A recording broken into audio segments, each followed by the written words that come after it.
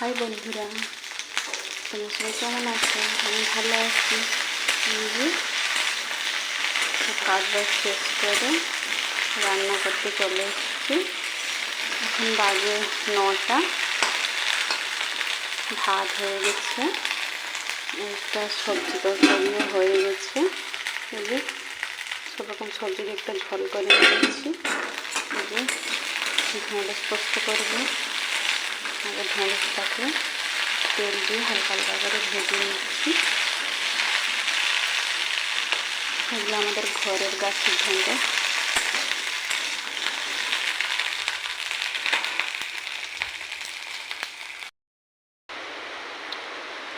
যে ঢেঁড়স ভেজে নামিয়ে নিয়েছি, আর সেই কড়াতে 1.5 চামচ মতো সরষের তেল দিয়ে দিয়েছি। তেলের হালকা কাঁচা লঙ্কা দিয়ে দিয়েছি।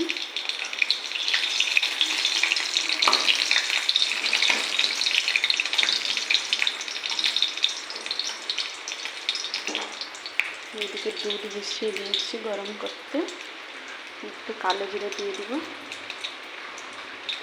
1 চামচ মতো কালো জিরে দিয়ে দিব। একটু নিরামিষ,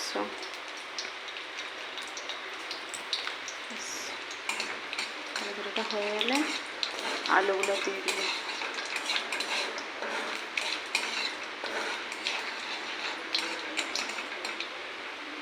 হয়ে যাচ্ছে, কেটে রাখা আলু দিয়ে দেবো। আমি একটা আলু দিয়েছি, আপনারা চাইবেন পরিমাণ মতো আলু দিতে পারেন।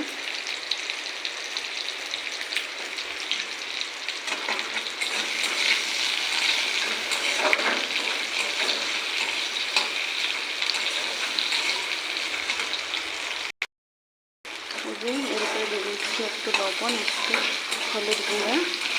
লঙ্কা গুঁড়া দেবো না, যেহেতু সানি খাবে। আপনারা চাইলে লঙ্কা গুঁড়া দিতে পারেন। ভেজে ভেজে আমি ঢাকা মেরে দেবো। এই যে আলু ভেজে নিয়েছি, তার উপরে দিয়ে দেবো ঢেঁড়স। একটুখানি নাড়বো।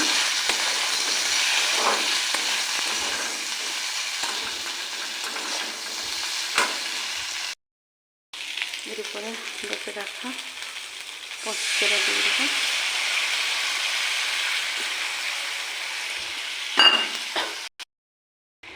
ভিডিওটা বেশি বড় হয়ে যাবে বলে আর দেখাইনি। তাহলে একটু চিনি দিয়ে দিবে। চিনি দিলে একটু মিষ্টি মিষ্টি লাগবে, খেতে ভালো লাগবে। এরপরে একটুখানি সরিষার তেল দিয়ে দেবো, দিয়ে নামিয়ে রেডি হয়ে এসছে। যে আলুও হয়ে গেছে, ঢেঁড়সও হয়ে গেছে। নামানোর সময় সরিষার তেল দিয়ে এবার নামিয়ে দেবো।